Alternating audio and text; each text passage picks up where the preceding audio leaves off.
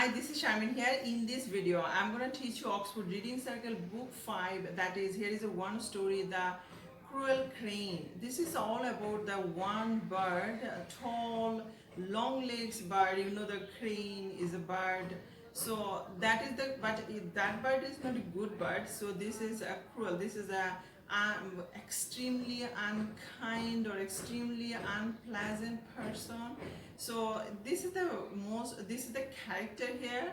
So this is all about some character.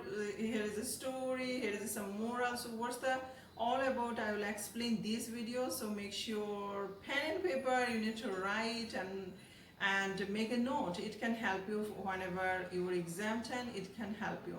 So let's get started. The Cruel Crane. A long ago, a wise spirit lived in a willow tree that stood by a certain lotus pond. It watched the creatures who lived in and around the pond and learned a lot about life. Now, that at that time, the water in the pond used to run short at the dry season, even though the pond was not over large and it contained a good many fishes. So guys, if you see the pond, here is a tree. This is the tree, a willow tree, and here is a water is short. This is the dry season. It's happened, right? So this is the story all about. This is the bird crane. It's a long neck and long legs it has. So cruel, that means he is not a good person. He is. So this is all about this is the main character, this story. A crane who was cruel and heartless visited one day. He was hungry. As he stood by the bank, he saw the fish and thought, I must outwit these fish somehow and or other and make a prey of them. And he went and sat down at the edge of the water, thinking how he should do it. When the fish saw him, he hid under the lotus leaves, and they asked him, What are you sitting there for, lost in thought? I am sitting thinking about you, said he. Oh, sir, what are you thinking about us? They asked. Why, he replied, there is very little water in this pond and but little for you to eat, and the heat is so great. So I was thinking, what in the world will this fish do now? Yes, indeed, sir. What are we to do? They cried. If you will only do as I ask you, I will take you in my bag to a fine large pond covered with all the kinds of lotuses and put you into it, answered the crane. So here is a one word, that is outwit. Outwit, that means the to defeat or trick someone by being more intelligent, or you can say clever. So here is a one question, guys, that is, why did the crane stop by the pond? Because a crane was hungry, that's the reason. And why did the crane say he would do to help the fish? Because the crane said he would take the fish to a large pond covered with all kinds of lotuses. That a crane should take thought for the fishes is a thing unheard of, sir, since the world began. It's eating us one after the other that you are aiming at. Not so long as you trust me, I won't eat you. But if you don't believe me that there is such a pond, send me one of you with me to go and see it. Then they trusted him and handed over to him one of their number, a big fellow, blind of one eye, whom they thought sharp enough in any emergency afloat or ashore. The crane took him and let him go in the pond. He showed the fish the whole of it, brought him back and let him go again close to the other fish. And he told them all the glories of the pond.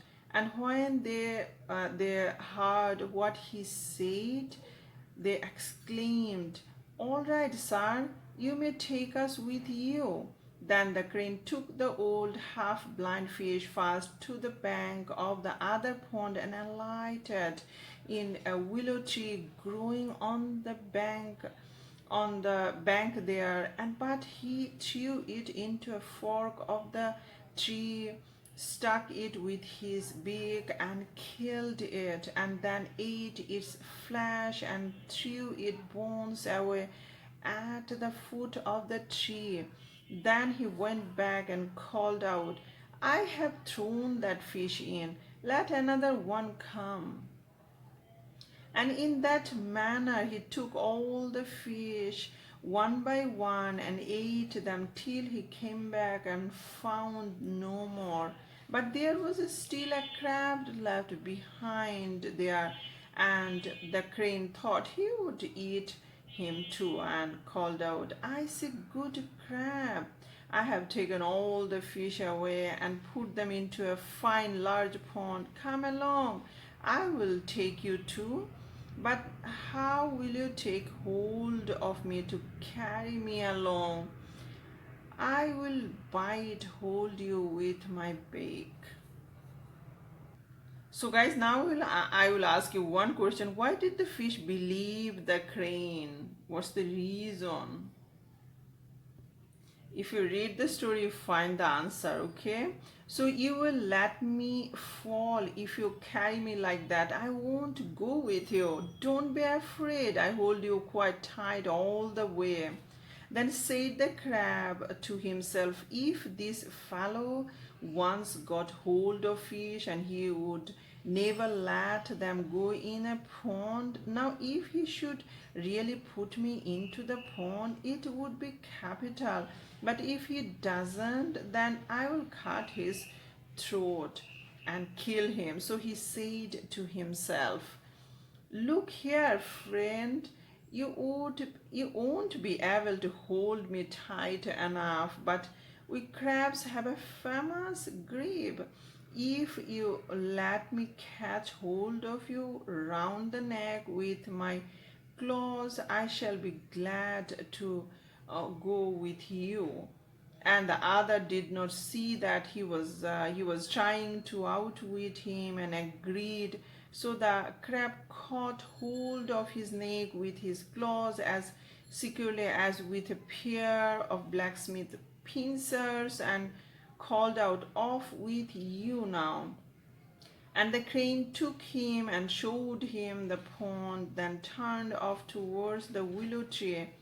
"Uncle," cried Crab, "the pond lies that way, but you are taking me this way." "Oh, that's it, is it?" answered the crane. "You dear little uncle, you very sweet nephew, you call me. You mean me to understand, I suppose, that I am your slave who has to lift you up and carry you about with him. Now look at the heap of fish bones lying at the root of willow tree, just as I have eaten those fish, every one of them, just so I will devour you as well." "Ah, those fish got eaten through their own stupidity," answered the crab, "but I am not going to let you eat me. On the contrary, it is you that I am going to destroy. For you in your folly have not seen that I was outwitting you. If we die both together, or I will cut off this head of yours and cast it to the ground." And so saying, he gave the crane's neck a grip with his claws as with a vice. Then, gasping and with tears trickling from his eyes and trembling with the fear of death, the crane begged him, saying, "Oh, my lord, indeed I did not intend to eat you. Grant me my life." "Well, well, step down into the pond and put me in there." And he returned round and stepped down into the pond and placed the crab on the mud at its edge. But the crab cut through its neck as clean as one would cut a lotus stalk with a hunting knife, and only then entered the water. When the spirit who lived in the willow tree saw this strange affair, he made the wood resound with his plaudits, uttering in a pleasant voice the verse, "The villain, though exceeding clever, shall prosper not by his villainy. He may win indeed, sharp-witted in deceit, but only as the crane here from the crib." So here is some difficult word like a resound, like an echo, like something is a repeating voice like this. Plaudits, that means enthusiastic approval.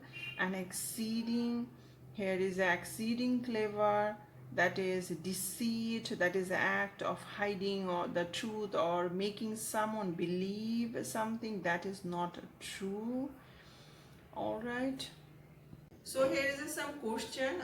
Number one question: why did the crane stop by the pond? Why did the crane stop by the pond? Why he didn't fly away? Because he was hungry. Crane was hungry. So whatever you see, that if you go to the country place or any river area, pond area, lakeside, so there is you can see some bird are all the time flying here and they are searching food like a fish or any other animals or insects. All right, so that is the happen this story. Number two question: why did the crane say he would do to help the fish? Why he said? Because he had planned. He had planned to eat the fish and survive because he was hungry, right? So he planned. He just explained. Here is not enough water. So if you go to the better place, there is a good water, more water, clean water. There is a flower, lotus. So that is the explain here about the place. So what did the crane say? That is the crane said that if you go another place, there is a good situation. So you go you try to better place. Go, I can help you. And another question: why did the fish believe the crane? Why did the fish believe the crane? So here the fish believe because the situation is not good, and he is explaining, crane explaining the way it's very easy. I just take you and put it there, so it's very easy. I can help you. So that's the reason fish believed the crane.